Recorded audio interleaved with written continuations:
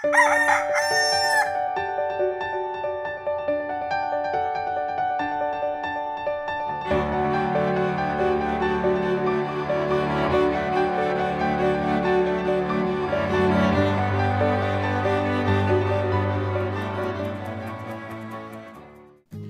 umaga po kapamilya, ako po si Father J-Boy at tayo na po at magkape at pandasal.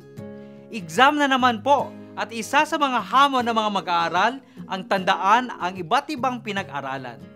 Mahirap sa iba ang pagsasaulo ng maraming impormasyon.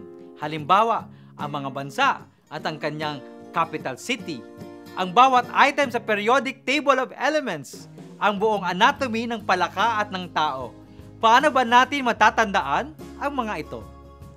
Isa sa mga nakakatulong sa pag-alaala ang tinatawag na pag-uulit. We repeat in order for us to remember. Ulitin ng ulitin upang hindi makalimutan. Bilang isang guro, tinuro sa amin ang tinatawag na Ignatian Pedagogical Paradigm, isang pamamaraan ng pagtuturo na hango sa paraan ng pagdarasal ni San Ignacio de Loyola. Sa simula ng klase, may pre-lectio. Ipaalala mo ang pinag-usapan sa nakaraang klase. Pagkatapos, lectio, simulan ang bagong topic. At huli, repetitio, ipaalala muli ang pinag-usapan.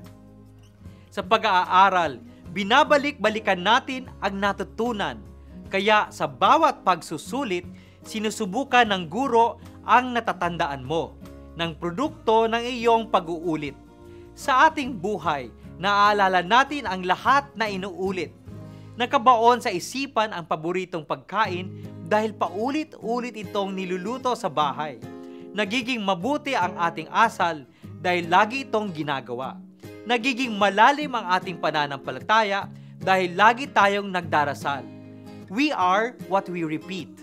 Manalangin tayong makita ang kahalagaan ng pag-uulit sa ating buhay at nawa maging mataas ang inyong grado. Magandang umaga po.